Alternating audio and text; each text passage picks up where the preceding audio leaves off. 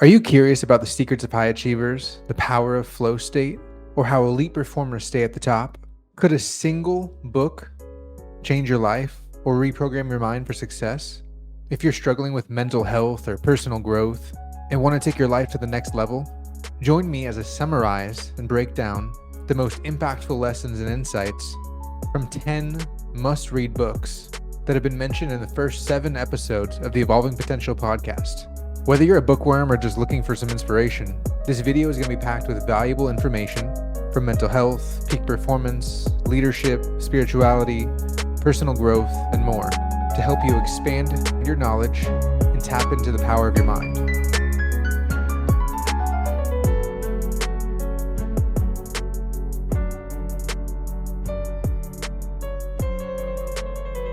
I began really getting into reading personal development books about 5 years ago. I've had this podcast for about 5 weeks now. I began this podcast to discover the secrets of peak performers.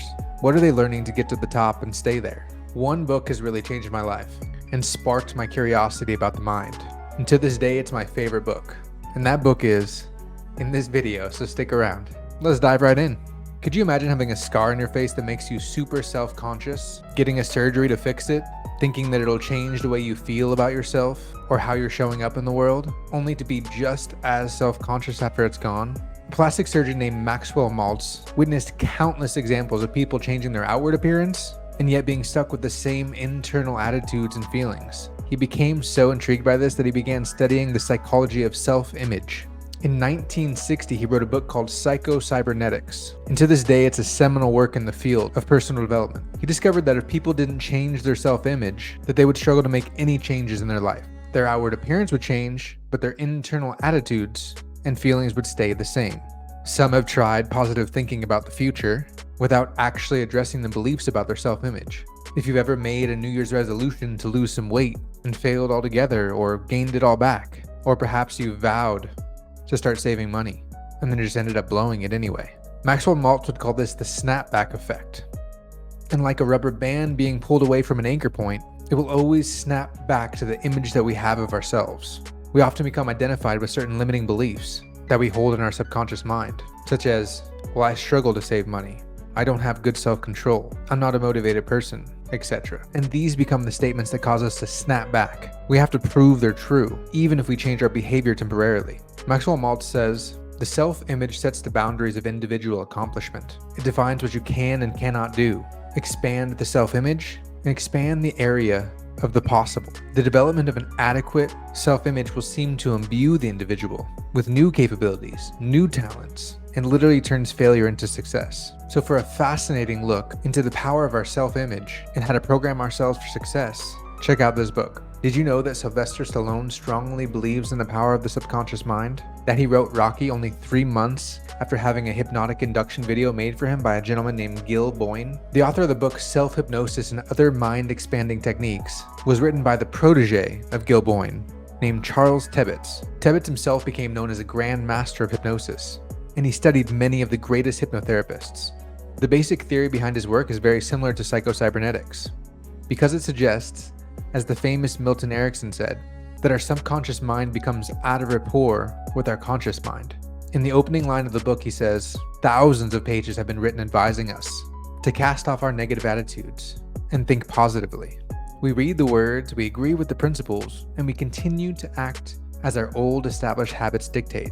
The conscious mind agrees, but the subconscious does not, creating a stalemate. We're telling ourselves one thing and our subconscious mind believes another, and we cannot access the subconscious mind easily without some of the techniques in this book. For example, an obese person may consciously agree that he'd be much happier if he could control his eating and reduce his weight, and yet he finds it impossible to do so. These people have accepted things consciously that they've been unable to accept into their inner or subconscious minds. This book also lists each harmful emotion, how to convince the conscious, reasoning mind of its destructive nature, and then explains how to influence the subconscious mind to agree. This enables the readers to coordinate the two parts of their mind so that they can work harmoniously to modify destructive and self-defeating patterns. So if you have a curiosity about the subconscious mind, definitely check out this book. James Lee says that the best teams with the best cultures have inside jokes in their own language. So if you want to build stronger, more cohesive teams, this is the book for you, with practical exercises to help bring people together. It's great for coaches, trainers, parents, or teachers. Flip open to just about any page, and there's an exercise that's appropriate for anyone from children to C-suite. The tools in this book help to enhance communication, trust, and collaboration through fun and innovative methods. One simple example is a method of telling a story one word at a time, going around a circle and each person only contributing one word to the story, never having any clue as to where the story might lead. Each person just makes a random contribution. This leads to often hilarious situations, great memories, and those valuable inside jokes. James Leith is both a stand-up comedian and a mental performance coach at Exos, where they train executives at Google as well as other Fortune 500 companies, and where he loves to bridge together comedy with great culture. If your practices, meetings, or company outings are feeling boring and stale, input some of these exercises and check out this book. Have you heard of flow state or being in the zone? This is when you feel your best and perform your best. Much of the research on flow came from a man known as the father of flow, Mihai Csikszentmihalyi. He studied people from artists to assembly line workers and everything in between to determine how these people are getting into flow state. And he wrote about it in his book Flow, The Psychology of Optimal Experience. Mihai said, people seem to concentrate best when the demands are greater than usual. They are able to give a little bit more than usual. If there's too little demand on them, people get bored. If there's too much to handle, people get anxious. Flow occurs in that delicate balance between boredom and anxiety. And he didn't just talk about how to get into flow, but also what's getting in the way of flow and why so many people fail to achieve it. He cited countless studies about how people prefer meaningful work over mindless downtime, but argued that Americans, in particular, had been conditioned to hate their jobs and to love passive relaxation. He blamed television above all for the decline in hobbies, skills, and lifelong education. A practical example that I found interesting in the book was through the assembly line worker, who had a fairly easy job, but consistently created challenges for himself to increase the demand, and therefore he was able to enter flow. He would challenge himself to complete his task in a certain amount of time, or to complete a certain amount of products per day. If we're struggling to get into flow, we can either increase our skill, because perhaps our job is too hard, or we can increase the challenge, if what we're doing is too easy, to find that delicate balance between boredom and anxiety. And the primary purpose of his research was not for peak performance, but to explain how we achieve happiness through finding flow in our everyday lives. If you want to find more flow in your life, check out this book. Have you ever been trying to figure out something, reach a goal, or solve a problem and feel stuck, hit a wall, and get so frustrated that you just give up and decide to move on? When all of a sudden during another task, you're flooded with the answer to this problem. Dr. Herbert Benson coined this phenomena a breakout, and he studied what is happening in the brain to allow such a thing to happen. Herbert Benson was the director of mind-body medicine at Harvard Medical School, a cardiologist. He became intrigued by the stories of monks and the idea of being able to lower your blood pressure through various forms of meditation, such as transcendental or TM. Up to a point, stress does help us think, cope, and work better. But beyond that point, it starts to tear us apart. We have to know when to quit struggling. Increasing stress first improves performance, then it impairs it. The key to the breakout is not only knowing how to back off, but when. Benson suggests backing off by watching your breath, watching a ball game, volunteering at a soup kitchen, floating in a swimming pool, laughing yourself silly, beating a drum, stroking your pet, listening to Mozart, washing the dishes, or hiking a trail. If you've really been struggling and see the warning signs of feeling like you're gonna cry, you have anxiety, scared, frustrated, angry, forgetful, or have a creative block. This may even cause headaches, insomnia, or back pain. What's even more intriguing is that this process of backing off was shown to activate the natural healing capacity within us. With the power to alchemize stress into bliss, he says breakouts are ultimately good for your health. And he wrote about this phenomenon in another book called The Relaxation Response. Benson says that we don't grow in one smooth arc, but in bursts that follow a pattern of struggle, release, breakout, and an improved new normal. So if you've been struggling with something, really struggling, and you're looking for a breakout, a burst, or a new normal, check out this book. So what is the greatest power in the universe? U.S. Anderson argues that it's not some external force, but something within us all. Stay tuned to figure out how we can harness this force to change our lives. U.S. Anderson was a former professional football player and a naval aviator who became fascinated with mystics, philosophers, and spiritual teachings. He originally wrote a book called The Three Magic Words, which I discovered through a reading list of Nipsey Hussle's. 17 years after writing this book, well into his spiritual journey, U.S. Anderson became aware of some of the science behind spirituality, such as the monks and their brainwaves that Herbert Benson was studying. So he set out to see if he was really achieving some of the altered states of mind that he desired after his years of studies.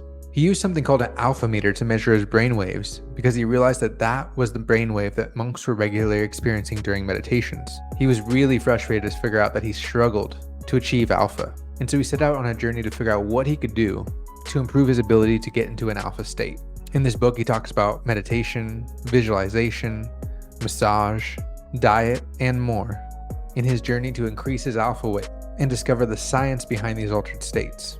He describes his improvements as life-changing, quitting smoking, losing weight, healing his back, and feeling more connected to Source. He goes on to describe the greatest power in the universe as our thoughts, and how ultimately they create the experience of our life.